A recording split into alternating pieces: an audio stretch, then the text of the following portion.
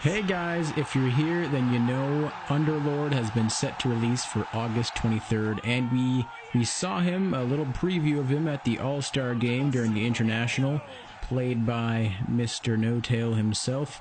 That was a fun game. If you didn't see it, well, you missed out. But you can always look at replays. Anyway, this video is going to focus on the abilities that Pitlord can do. Sorry, Underlord. Old habits die hard. And what this means for his role going forward. So, I'm going to start with his stats. Most of his stats put him in the top third of heroes, like his strength gain, movement speed, but his base attack damage is the 5th highest, putting him on par with heroes like Sven and Tiny, with a base attack time of only 1.7, same as Phantom Lancer, for example. His turn rate is 0.4, which is also the fastest any hero can currently turn, but there's a lot of heroes who can turn quickly. What this translates to is a very good laning stage for Underlord. If you utilize him well, he can be a very good early presence. Now, his abilities. Firestorm. Firestorm calls down waves of fire that damage enemy units in the target area and applies a burn debuff. Each debuff application does not stack, but just refreshes the debuff. It lasts 2 seconds, so the max possible damage if someone stayed in that circumference for the whole duration would be 560 damage before reductions. Pit of Malice. When he casts this, any unit caught in the cast area is unable to move and takes damage. It's a root effect. Once a unit has been affected, it cannot be affected again during that same spell cast, so we'll just have to wait till he casts it again. The pit lasts for 7 seconds and restricts movement for up to 2.5 seconds at level 4. The unit can still turn, cast spells, and use items and attack.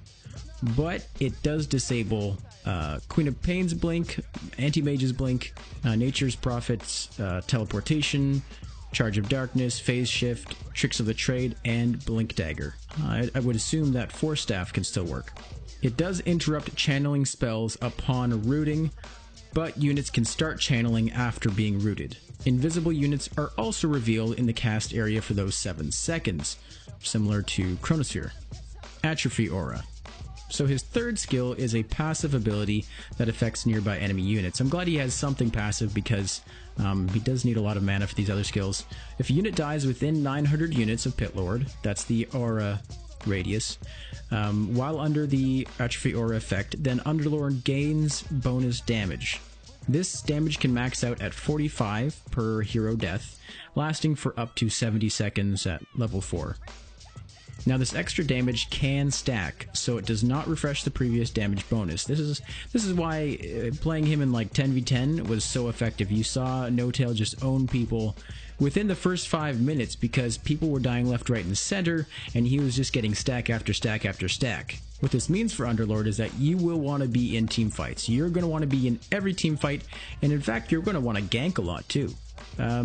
Similar to Pudge in that respect. Now let's look at his ult, the Dark Rift. It opens a Dark Rift at a target-friendly unit's position after a short delay. This delay is 5 seconds, then 4 seconds, and 3 seconds. Underlord and all nearby friendlies are teleported to that unit's location. Dark Rift can be cancelled at any time during the cast. If it is cancelled or the target unit dies before the spell is active, then the cooldown is triggered.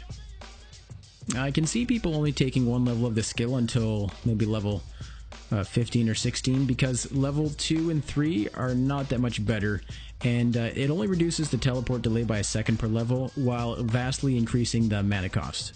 Note that this can only be cast on lane creeps and buildings, not heroes, so you won't be able to bail a friendly hero out. If he's all on his own, you're still going to need a Wisp for that. It will not teleport hidden units, so units like in Tricks of the Trade or Snowball, and it only teleports heroes, but not their illusions. Those don't count.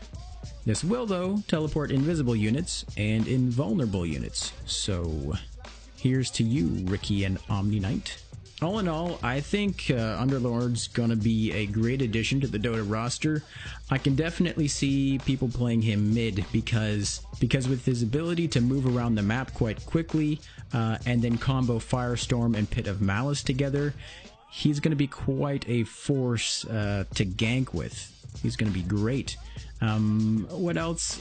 I don't know if he's gonna be a carry necessarily.